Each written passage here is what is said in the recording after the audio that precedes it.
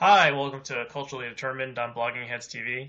I'm your host, Aryeh Cohen-Wade, and my guest today is Bill Beutler. Bill, could you introduce yourself? Absolutely. Thanks, Aryeh. Bill Beutler here, occasional talking head on the Blogging Heads. I sometimes come on here and talk about technology, which I think we'll do today. I also am the founder and president of Beutler Inc., it's a digital agency based in Washington with outposts around the contiguous 48. Great. So the first thing I wanted to talk to you about today is the Apple Watch, which is just starting to roll out now. And you are one of the lucky people who has actually touched the Apple Watch. And you are, I guess, an early adopter, and you've ordered one, haven't gotten it yet, but you have played around with it a little bit yet. So, I mean, why did you take the plunge, kind of, I assume, without it even, before you even had a chance to play around with it, why did you decide to plunk down a chunk of change for the Apple Watch? You're right. I had not actually laid wrist on one before making that purchase. As you said, I am an early adopter, and I have a reputation among my friends and associates as somebody who is most likely to buy a new gadget, especially Apple gadgets. And this has been true back to early 2002. I was the first person I knew who bought an iPod. So I've always kind of been drawn to these sorts of things. I makes myself skeptical of trying to interpret too much about the meaning of it from my own experience. But in my case, I'm an avid user of Apple's ecosystem, including latest iPhone and new laptops, and so they have earned enough credibility with me that this product, while I can't tell you exactly how it's going to improve my life, I think it's at least it deserves a day in court, and a few $100s is not an unusual chunk of change to send Apple, in my case. Mm-hmm. So, willing to give it a try. Mm-hmm. And have you used a smartphone before this? Or sorry, a smartwatch before this? No, I haven't. In fact, I haven't worn a watch in years. I think the last time I wore a watch was sometime in high school, where I just had an analog watch and have no idea what happened to it. And I kind of feel like wearing a watch is sort of like wearing glasses, which I do now, but I kind of off and on have done or have not done over years simply because of availability. Like I'll break my glasses, and I guess I'll lose my watches. But I do better with glasses, and I think I would do better with a watch. So I'm cautiously optimistic about it. So you were able to play around with it a little bit. Can you describe how it works and how it's different than just interacting with your smartphone? Sure. Well, I'll say my first impression of it actually was, I'll call it pleasantly underwhelmed. I got a try on down at the Georgetown Apple store here in DC last Friday, and this is well after I placed my purchase, so I was kind of there just to verify, was I doing something totally crazy? And you get kind of however long you want. They don't rush you through the process. I probably rushed myself through it more because I wanted to try on the specific model that I had purchased, try on a couple of different bands to evaluate how they looked based on things I'd read. And, it really does seem to be like a little iPhone for your wrist. The same way that an iPad, it's just a big iPhone, for your lap. The Apple Watch seems to be just that same thing, but shrunk down. Which I do not scoff at, actually. I was at South by Southwest a few weeks back, and I had this moment where I was eating lunch with a friend, and my phone just kept buzzing off the hook in my pocket. Folks nearby who were looking to meet up or, sharing plans.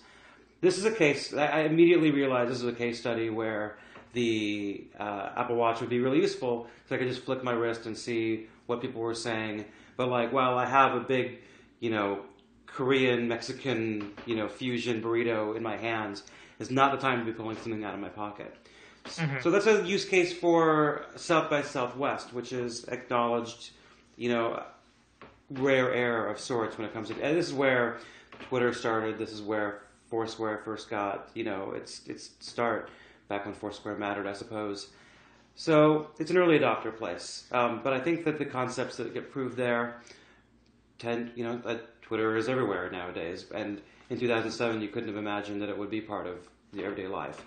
Mm-hmm. I think the Apple Watch at the moment, it is going to be just a luxury item for early adopters and Apple nerds like yours truly in the short term. No problem with that. Apple comes with its built-in audience, of which I am part of that. But it also comes with this, these professional naysayers who, take the opposite side because, there are clicks to be had in, criticisms of that sort. Henry Blodgett over at Business Insider is probably the king of this. And all of the folks that he writes for, they write for him at Business Insider too. They'll take the bearer position on Apple just because they know it'll rile up folks like myself, and it'll drive traffic among. And there is definitely a committed base of Android and Google fanboys and girls, just like there is for Apple, and they can. It's a sensation every time. Yeah, I think since the iPod, they've had a pretty much unbroken string of success in terms of launching new products. Would you agree with that? Oh, you give or take. I mean, you could. There's the odd Cube Mac that never really caught on. But yeah, look, and the Apple TV has always remained a hobby. Although I think in a few weeks, look for something possibly to happen with that at WWDC. This is their annual developers conference. But yeah, like in terms of the high profile products, iPhone, iPad, the MacBook Air replacing the old line of MacBooks. Yeah, of course. They've been on the best run of pretty much any company in human history, possibly. I mean, from Steve Jobs coming back in '97 to the current Apple, it went from being on the verge of bankruptcy to being the largest company by market cap, I think. I didn't look up that detail. But yeah, no, it's ridiculous. And they just had like a blockbuster quarter that exceeded all expectations. Do you see, am I right that this is the first product that has been developed since Jobs passed away? Yeah, it's the first major product since. The other ones have been iterations on previously existing devices like the iPhone. Do you think that's affecting either the product or how it's being received at all? Yeah, I mean the Apple Watch. You see, even I want to almost call it the iWatch. The Apple Watch is primarily the creation of Johnny Ive, who is Apple's longtime design guru, very close to Steve Jobs, also now very close to Tim Cook, the CEO. Like, I get the impression that Cook and Ive are the primary drivers of this. Like, Ive, who has traditionally handled hardware at Apple, also was relatively recently given domain over the look of software, too. And so if for the iPhone users who recognized the huge shift between what the iPhone looked like when you were on iOS 6 with the drop shadows and the what's called skeuomorphism, where things try to look like the real world. All of that like vanished with iOS 7. A much flatter, much more clean look that took some getting used to, but I think everybody would say these days is a vast improvement. Some of those things were like Steve Jobs, like things he really liked, the green felt in Game Center. So this is Ive's project, and Ive himself and a lot of the top Apple execs, being very wealthy men, they really they dig their watches. So what's interesting about this one is here's where you had the top execs at Apple put together a new version of something that's either a luxury product or a Casio watch can cost a few bucks versus a Rolex, which can cost tens of thousands. I think one of the more interesting criticisms of the Apple Watch is that this does not represent a category that people were already using or needing to carry around with them. People already had phones. The iPhone made it into something much bigger and better. People already had music players of some sort. Then the iPod was a huge advance, whether you had a Discman or whether you had like a Nomad, MP3 player. The iPad is a little bit different, and so is the Apple Watch. So I think that if you look at the iPad sales, they were huge out of the gate, and it seems like the Apple Watch is going to be a hit out of the gate. But a couple of years in, the replacement cycle for these devices was not every 2 years like it is with the iPhone. And so iPad sales have slowed. They're still great by anybody's stretch, but they're not growing in the way that makes you think that it's continuing to, like, it's just going to blow away desktop computers or blow away laptops. Mm-hmm. Although in some sense it's already happened. I mean, the desktop computer market and the laptop market is a lot smaller than it is for mobile devices. So, mm-hmm. The Apple Watch has a long way to go to prove itself, not just as a device that folks like you and me might want to use, but as something that actually matters to Apple's bottom line, a product which would be a runaway success in many other industries, many other companies' eyes. For Apple, many of these things, this is a company that has, as of the earnings report that you mentioned, as of yesterday, they have about $194 billion in the bank, which is just a pile of cash. After I heard that, I was having this dream about them buying Comcast to break it up, just so we could kind of restart with our. I don't think they're going to. Apple doesn't want to be the deliverer of these services, but I do think Comcast is like the big thing in the way of them doing what everybody thought they were going to do, and that was revolutionize the television. Like the reason they haven't done the television yet is not a technology issue. It's a business. It's a go-to-market issue, which Steve Jobs even said in just those terms before he died. So can you explain that a little bit more? Yeah, I mean, when it comes to the Apple TV, which exists as this box, for years there's been rumors that Apple was going to create an actual television for your room. And if you look at the ever more thin display of iMacs, you can start to see how they're practicing building a wall mountable TV set. Everything they're doing with the ecosystem of iTunes and the iTunes Store and selling TV and movies, they are definitely in the content business. It would make sense to go all the way in and really own the ecosystem. If there is one thing that we really all do but kind of hate, it is use our, whether we have Comcast or Time Warner Cable or whatever, we all have cable companies for the most part, and the remotes are terrible, the services are clunky. It's a bad model, but it's a bad model for the user, except for the part where you get to watch live sports and Better Call Saul and Game of Thrones. Those things, while you can do that on a Roku or an Apple TV to some extent, sports especially has got to come through one of those cable providers. Mm-hmm. As long as the the content delivery systems of the big majors, Comcast being the big one, as long as that continues, and as long as they sit between the viewers and the content creators, they really have a lockdown on things, and they could just tell Apple, no, we don't want you to run the living room. We're running the living room, and they're doing it just as well as they need to in order to keep customers. But it's not me, as somebody who uses not Comcast but uses a TiVo TiVo seemed great a decade ago. It's really, really behind the times now. I would love for Apple to come in and redo my entertainment center. Microsoft kind of tried with their Xbox One, and so far, no. But it's a business problem. They can't get past the content delivery apparatus that Comcast and others have built. So there you go. Anyway, and the Apple Watch is what they did instead. The Apple Watch was purely a technology issue, and so Apple excels at dealing with technology issues.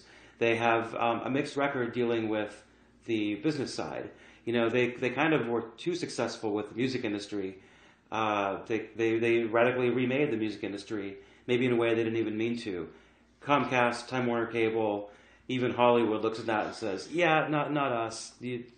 Thanks very much, but we'll keep doing what we're doing." And they let iTunes sell movies, of course, and rent movies.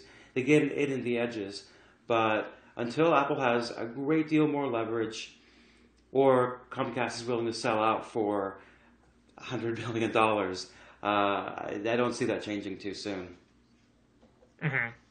And do you see cord cutting as being a trend that will actually take off, or is it more like a niche? It's a niche right now. Right now, you really can't underestimate the resiliency of television.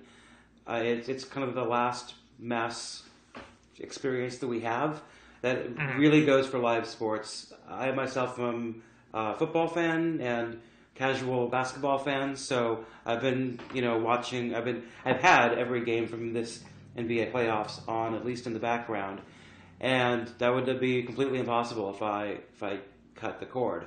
In years past, I had done this. At the end of the NFL season, I had cut cable, and then eventually I'd come crawling back the next time that football season started, or I think Game of Thrones brought me back a couple of years ago.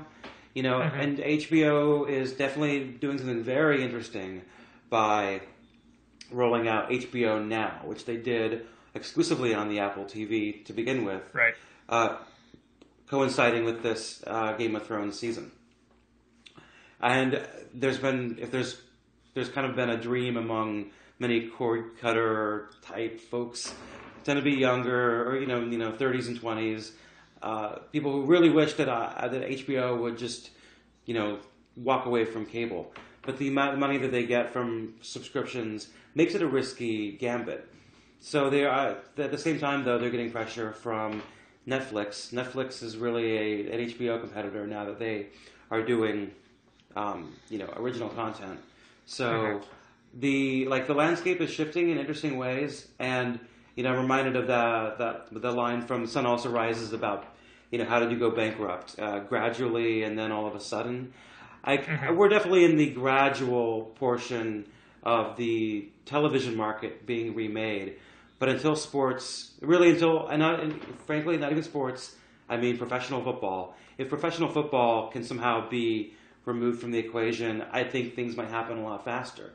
Which brings me back to another long-standing hope and dream of many tech pundits that I read, and that would be for Apple to use some of its chunk of change to buy the NFL season ticket package away from DirecTV. That's the package that gives you every single game. If they put that on the Apple TV, I think you would see a significant move in terms of people cutting cable. I hope, I pray, I'm sure they've had conversations about it. One has to wonder if if the market would intervene somehow and just say no, stay with traditional television. I don't know. I'm sort of making it up at this point, but yeah, it's happening slowly. Yeah, well, for my sake, my wife and I are cord cutters. Not sports fans, I assume. No, we're not sports fans. We do have Netflix. All right. And Netflix and the internet and the sometimes ways you can find TV shows. Sometimes there are those ways. Yeah, there are other ways. Pretty much suffices for us. Yeah. There's one other kind of Apple Watch question I had. Google Glass seems like it's been pretty much scuttled now. Is that right? Yeah. Google has said that it's not dead, merely sleeping, and so they're not selling anymore. They are. It was not a success, to put it mildly. Well, how would you compare what you've seen from the Apple Watch so far with what happened with Google Glass? So Google Glass was maybe 4 or more times more expensive. It was a lot more expensive. It was also not available to just anyone. As in order to participate in Google Glass to begin with, you had to actually kind of submit your CV why you were an interesting person to give the Apple Watch or to give the Google Glass. And that Google has a way of doing that. In fact, Google is launching a thing this week called Google Fi, where it's sort of it's an alternative plan for your phone. Google has a strange way of halfway launching things, and it's a very different style from Apple, where Apple keeps something secret for a long time and then announces it at the last moment, sells it as soon as they can, and creates this great immense groundswell and media attention that comes around it. Google, on the other hand, They are much more of the iterate and experiment model, and they both have their places, definitely. In different circumstances, I can see why you would do others. But for doing consumer tech, I think Google has it all wrong. But that isn't really the reason why Google Glass failed. I think viewers probably already have an idea in their mind. It's because Google Glass creeped them out. It's because it put a device in someone's head that had a camera in it that you couldn't always tell whether it was going or not. Nobody thinks of GoPro cameras as being creepy because nobody wears GoPro cameras everywhere they go. They wear them when they're doing extreme stunts or things like this that you kind of want to get on film. But Google Glass, people wearing it to bars in the Silicon Valley and getting into fights over it. Google's not very good at understanding how people really live their lives, and this is something that I think Apple is actually phenomenally good at. This is, I think, why Apple has not had a dud among its releases. There's a quote that I know Tim Cook reiterated a few weeks ago about how Apple gives 1,000 no's for every yes, and Google's like, yeah, sure. And there's something to admire in being willing to give things a try, but I think they undercut themselves. And the Google Glass sometimes Google just does some things that are just boneheaded, and I think Google Glass, I never saw it as being a realistic item for the mass market. I do think it has application potentially among surgeons, among electricians, among plumbers. There are places and times where you really do need to have your hands free and do need to get, heads up information. But they very much miscalculated thinking that it would be a popular sensation that people would want to use. Right. And this is what makes me think of this product I can't remember the name of, but Microsoft previewed it within the past couple months. Yeah, the hologram thing, and I'm forgetting the name myself. What do you think about it? Yeah, so it looked cool. Mm-hmm. It seems, if it actually works as it's described, it seems like it could be really, really interesting. Right. So we'll include a link to the promo video for this product. But it basically was a kind of visor that you put on, and it seemed to augment the reality around you, right. Projecting a screen onto a wall you were looking at, or if you're playing a game, maybe a object in your room would disassemble and reassemble itself in the way that it does in Minecraft or something like that. It's the HoloLens. I looked it up quickly. It is the HoloLens. I haven't really seen too many demos about it, but I've heard positive things. Microsoft also has a way lately of rolling out some really interesting ideas, but not always delivering on them. Like prior to the Surface tablets that we have now, do you recall the big Surface tabletop thing that they were working on?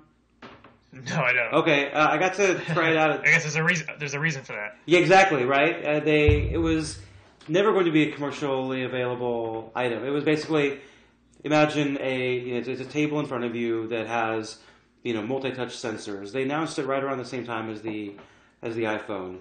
And the idea was at casinos in Las Vegas, you put your drink down and they'll come bring you a new one. I'm sure it's in use somewhere like that, but I don't know. Microsoft, I think that's a whole other subject to get into. They're doing a bit better. I actually think they do better with consumer tech than Google, but they're so far behind that they're not even in the conversation. Say for the smartphone operating system, I mean they're nowhere. Mm-hmm. Okay, why don't we shift topics a little bit and talk about something which we couldn't even decide exactly what the term for it is, but there's a group of companies which will basically deliver something on demand to you, sometimes using an app, and you are a self-described, high-end user of power user. These companies.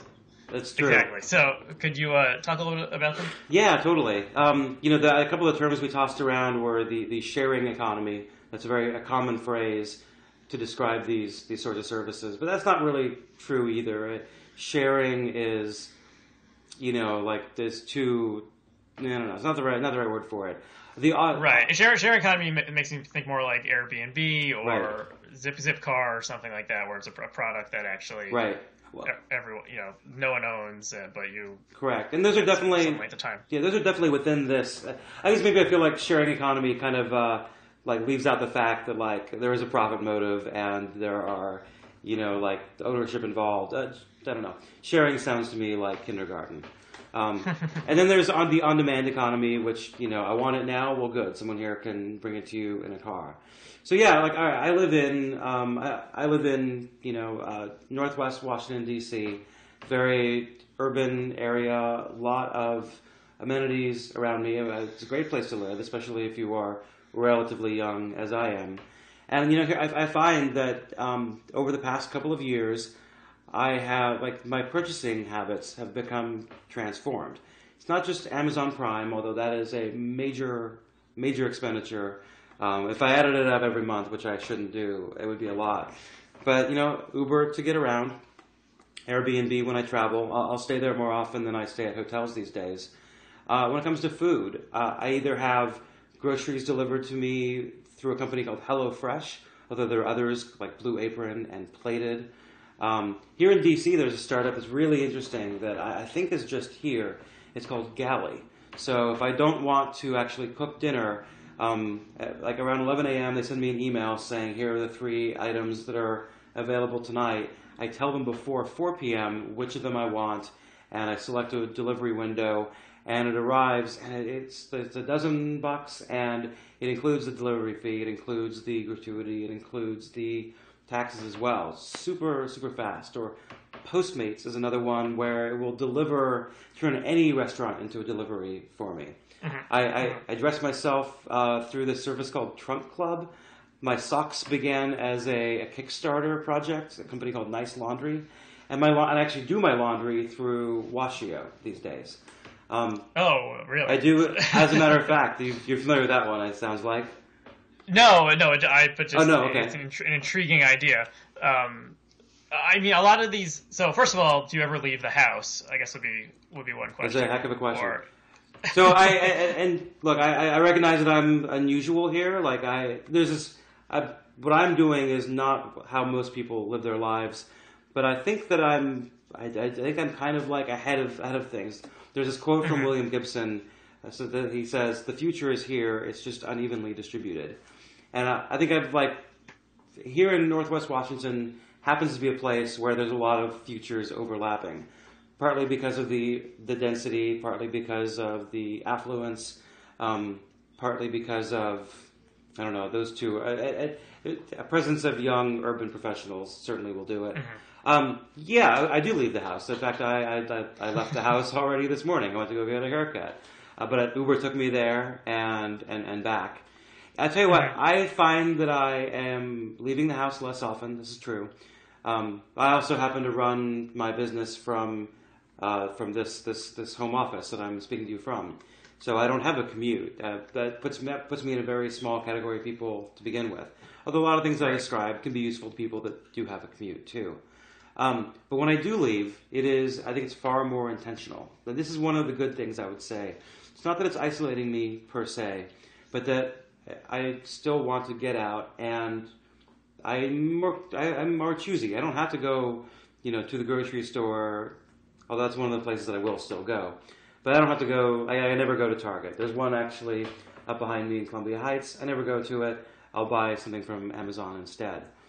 I like the intentionality. And it also doesn't mean that I don't get out and enjoy. Actually, it means I feel like it does mean that I have the time to get out and enjoy. Like, I choose to walk home. After I had my Apple Watch try-on last Friday, I chose to walk home from Georgetown. Not a short walk, but I had the space for it, and that was nice. So these are good things about it. It does worry me in other ways. I think maybe my first worry would be that I would become a hermit, and I just forced my way out of that. An odd one here. This is one that's so personal to myself that I don't know that this could possibly work for anyone else, or if this is just purely anecdotal. I'm afraid that it's maybe making me a little bit brittle in the sense that I might be less resilient to small inconveniences when I have so many things as conveniences served up to me. I don't know if I'm finding myself more irritated with little things or not, but it's a thought that is coming to my head. So That's interesting. That's purely a personal observation where, yeah, I found myself being irritated recently, and without any real reason. Like these are not even first world problems; these are first class problems. So every time I do get annoyed with something, like Postmates being slow to deliver my dinner last Saturday, I need to cool it. I need to really worry about, or think about why I shouldn't worry about it. But this, yeah, I'm reminded of the famous Louis C.K. bit about absolutely, everything's Wi-Fi great on an airplane. Yeah, and nobody's happy. Somehow we're able to accommodate these incredible things very quickly, and then when they don't work perfectly, right? We're not happy. Did you see the piece on Slate where they ordered Chipotle through Postmates? Actually, Postmates? Yes, I did, and it did not work out very well. I mean, so how do these companies actually operate? Are you happy with all the logistics and you get your stuff on time and it's of high quality? So this is a really interesting question. Postmates, there can be some occasional, like quality issues where I didn't get the right drink or something like that. It's not usually that much of an issue. I do think that the questions, like there are externalities from these types of services that are worth considering. The first one being, I may not be out on the road, but I may have 2 cars out on the road doing something for me. So I think there's something to be at least questioned about what is this doing to traffic, especially in congested areas like Northwest Washington. This was not an area built for cars. And, getting around town here can be a real hassle, even though everything is close by. And the business model they run on is one that I think is going to be the focus of increasing criticism as they grow. And Uber has already faced this. The fact is that the people that work for them are not employees; they're contractors. Right. And so, when I step into an Uber and I talk to a driver who quit his job because he liked the freedom of driving for Uber better, I feel great about that. I'm like, oh, that's terrific. But if I get into a car and I'm talking with a guy and this is his second job because his role as a university administrator isn't, I'm guessing he's not paying the bills, that I kind of worry about it a little bit more. Not to mention the fact, I've already said these are first class problems. I'm somebody who purchases these services. I'm not somebody who provides them. So there is a class divide here. And as somebody myself being fairly libertarian about, look, I tend to be, less worried about these things than most. I recognize that, people that work in these sorts of jobs, don't always work in them for extended periods of time. And, this might be a spot in someone's life where this is a good option for them, and then they move on somewhere else. Granted, empirical data is needed to establish something more concrete about all of this. So I think this is an interesting question, one I don't have the answer to. I am interested to see, again, I think that I'm at least a year out ahead of some of these services becoming more popular, more widespread. Postmates is spreading quickly. Uber and Airbnb already have a national and international footprint. I think it'll be really interesting to see another one I haven't mentioned called TaskRabbit. You familiar with TaskRabbit? Right. That one, I actually avoided using that for a while because it felt awkward to hire someone to come honestly put together bookshelves for me. It sounds like a really, a callous thing to do. Like, hey, I have 2 hands. I can work a hammer and a drill. I could do that. But, all right, I'm in this strange position of where I run a small business, and so I have to be selfish about my time, and I feel weird, having to make that decision, and all the more awkward about talking about that in a public forum like this. But these are the sorts of trade-offs that I am very grateful to be able to make right now. Being someone who's in a position and a place to make these kinds of decisions. I think it would be better that more people have this opportunity, and I think that we're moving that direction. I just think that as it becomes more popular, we're going to see folks who are more cautious, more critical than I am, and I'll be interested to see what they come up with or what the debate is like. It reminds me a little bit of last night on the John Oliver show on HBO. He raised the issue of sweatshops, which I distinctly remember being a hot button issue in the late 1990s, especially on a college campus where I was at the time. And then it seemed like 9/11 just completely, blew that away. All of a sudden there's a war on, and that's where all the focus went. I feel like this could bring certain issues similar to that to the fore. And income inequality itself has received a lot more discussion in recent years. Thomas Piketty, or however you say his name, is great for the for the book club set. But I think that that services like this actually could bring the conversation to the water cooler a lot more accessibly. Yeah, it's very interesting. I mean, in some cases you're more face to face with the person providing you the service. True. With TaskRabbit, you are, people are bidding to give the lowest price to perform the service, and then there's something like Amazon Prime where you're totally disconnected from the people who work in the warehouse, and the box arrives, magically at your door 2 days after you order it, and there's been a lot of writing about the poor, that Amazon treats its warehouse workers pretty shabbily. So it's complicated for sure. If I had one last thing to say about it, I think it would be, that it's interesting how this situation right now, while it definitely feels like it is the promise of what the internet said it was going to do 20 years ago, it's only happening now because of a few specific things have come to happen. The rise of mobile phones absolutely are important, and along with them, geolocation. Foursquare, which I mentioned earlier, they were onto something with the idea that geolocation was important. They just didn't figure out what the right application of it was.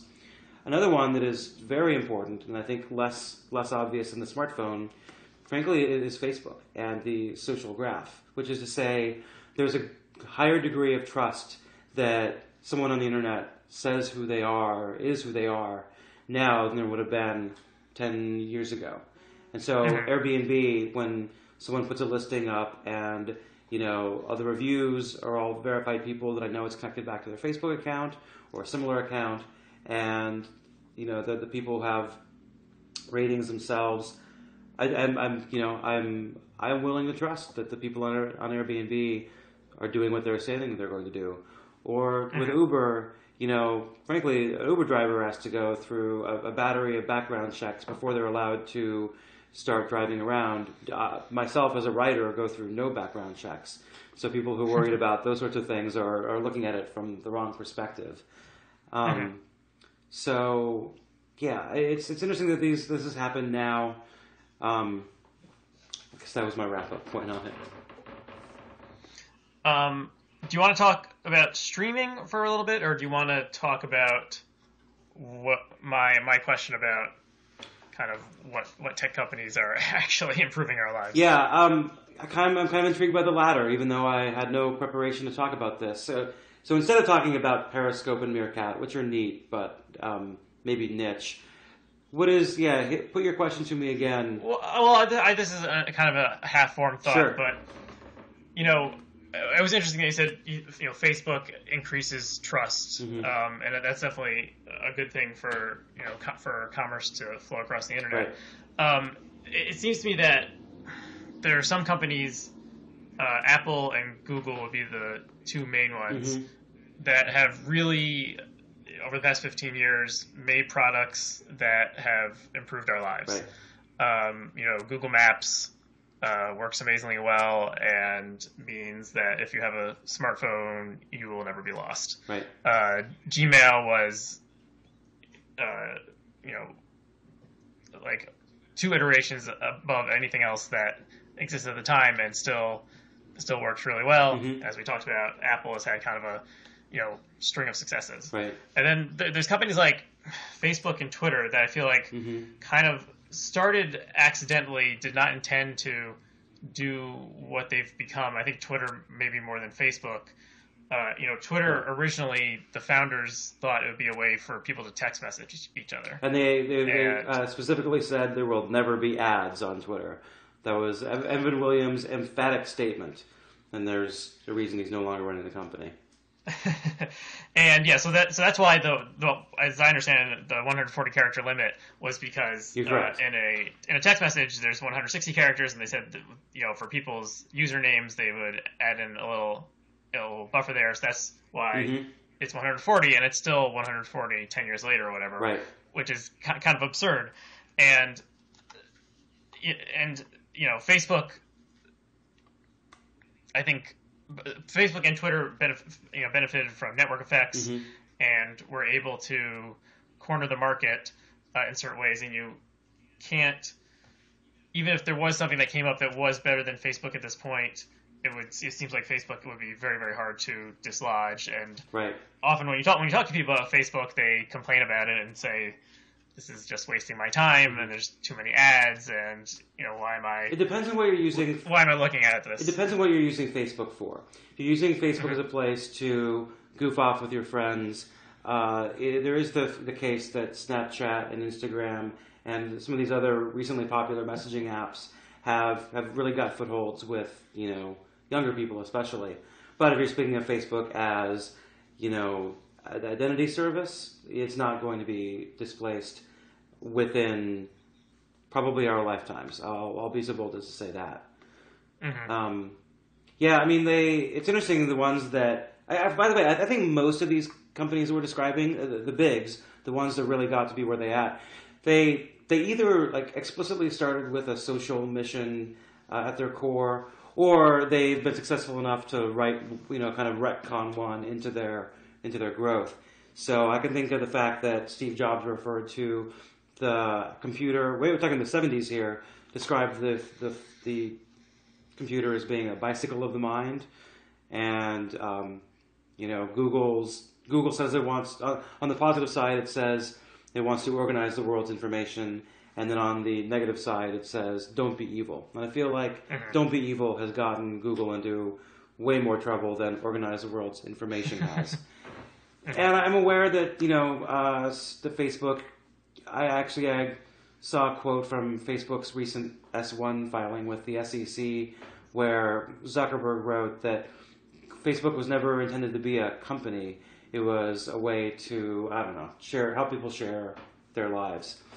I think that it's interesting enough that they all kind of have this noble claim that they all kind of stake out slightly different territory, which I think for the near medium term puts them in a position to kind of dominate whatever it is that they are currently trying to do. But I think you're also seeing them trying to decide what they're going to do in the future.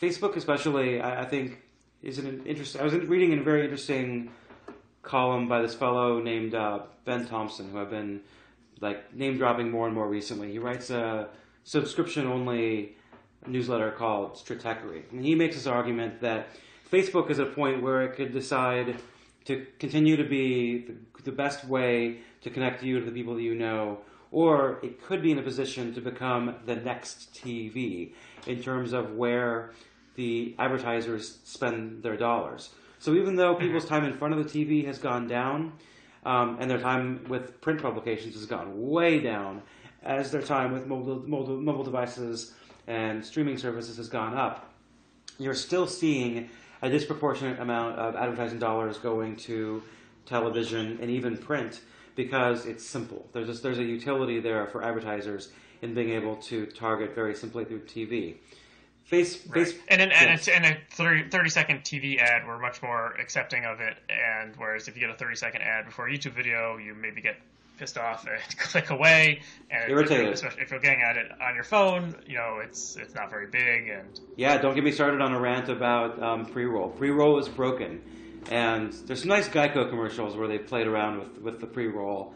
They've taken the construct of how it works and kind of played with it. I don't know. I digress. Facebook has the audience potentially to pull that off.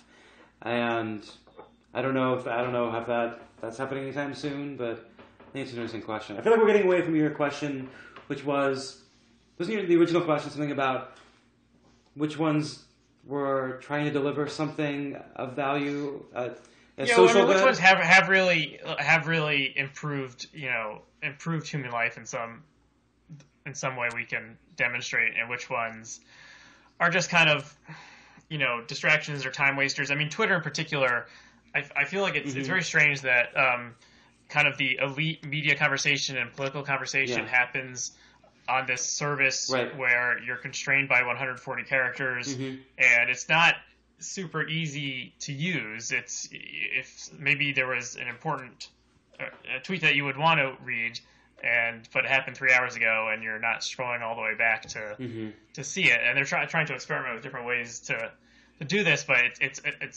and when you're following two different people who are having a debate, it's really awful the way they haven't been able to figure out a way to make it comprehensible in a way that you could follow a debate. Like you can follow a debate that happens on blogging heads, or you can follow a debate that would happen on old school blogs of people going back and forth. I mean, part of this is just design decisions that Twitter made a long time ago and is still living with, and probably would not make these decisions again. But at the same time, though, here's something that's true of Twitter, that's true of Facebook, that's true of Google. This will partly explain my affinity for Apple, is that, the old saying, if you're not, if you are not paying for the service, you are the customer. I'm botching that phrase, but you follow the point. If it's free for you, that means that they are selling your eyeballs to someone else. So Twitter, Facebook, Google are all advertising based to a significant degree. This creates a fundamental tension between the user base that may love the service or may have a tortured relationship with the service, which is an issue that Apple and Amazon do not have, where they are the Apple and Amazon business models are based on selling you, in Apple's case, the best product that they think you want, and in Amazon's case, the lowest price for whatever it is that you want. And so I think that for the user, it's much more symbiotic with Apple and Facebook, or Apple and Amazon.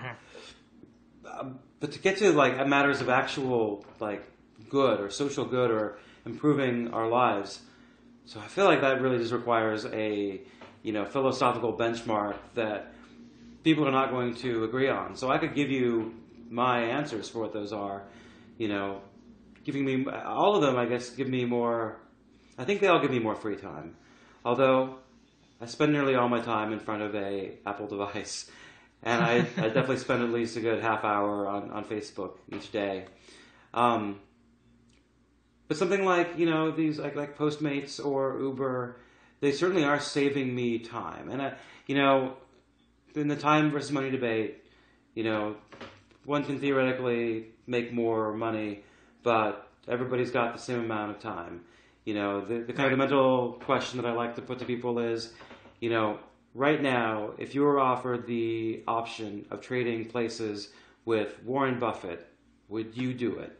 And nobody I know within my age range, which is my mid-30s, nobody I know would do that. He has more money than any of us will ever dream of seeing put together in one place, but he also... But he's in his 80s or... As good a shape as he's in, he has a lot less time left than we do. I mean, unless he's got some sort of maybe he's been funding some sort of cryo, cyborg thing, which I wouldn't put past him. But yeah, time matters more than money does, and especially, I think you don't recognize that in your 20s. Once you get to your 30s, where I've been for a little while, these sorts of things start to come into clearer focus. Maybe I'm not being cynical enough, but I guess I would say all of these services have improved my life in some way because I am using them. And I am constantly, moving apps off of my home screen that I don't use. And I'm constantly dropping podcasts that I don't listen to. And so it's this continual evolution of using just the things that are useful to me. Facebook is useful, Twitter is useful, and Instagram is useful, but that Path social network didn't work for me, so I dropped it a long time ago. And so I'm always constantly experimenting, and I'm always looking for something that might be new. And as I said, I'm an early adopter, so I like to try things that are new and see how that might potentially improve my life. Some things stick, some things don't, and it's an ongoing process, and it's kind of a fun one too. I think that would be an appropriate place to end this conversation. Sure thing. I hope that this conversation did not cause any of our viewers or listeners to drop this podcast from their regular rotation. I doubt it did. And incidentally, if you wanted to subscribe to Culturally Determined or any of our shows on Blogging Heads, you can do so in the iTunes Store, or you can use RSS if you are one of those people who uses RSS. So anything else you'd like to say, Bill? Oh, I don't know. If you're thinking about adding a podcast to your repertoire, I would suggest giving a try to Kubrick Cast. This is one I've been doing for about a year with a friend, and we talked through the films of Stanley Kubrick. We actually got to the end of Kubrick's films, but we are continuing on with interviews and with revisiting certain aspects of Kubrick's career. So if you're a fan of the greatest director of the 20th century, that's a podcast to check out. Oh, that's awesome. I think I may want to check that Awesome. out. We'll include a link to that. And I also just want to mention a really interesting Google map that you worked on, that you sent me recently, that had to do with the David Foster Wallace book, Infinite Jest, mapping all the locations from that incredible work of fiction. So we'll include a link to that really interesting project as well. Thank you. Yeah, this is a couple of years back, but it includes... There's the Google Maps mashup where I dropped all of the locations from the book that I could find onto Google Maps. And then if you like that, click through the About page. You can find a Tumblr that I wrote about visiting a number of the locations in Boston. And there's even a map that was the initial idea was to create this poster for sale, which is still for sale. Not to turn this into an advertisement for myself, but have a look at it. It doesn't cost that much money, and it's pretty cool. I'm going to stop there. That's good enough. Thanks, Aryeh, for having me on. There's no problem with a little self-promotion, a little commerce, and that's right. on Blogging Heads. And we do not ask anything from our viewers besides if they enjoyed this conversation, please say so in the comments. Please. So thank you, Bill. Thank you to our viewers, and we'll see you again next time. Thank you, Aryeh. See you later.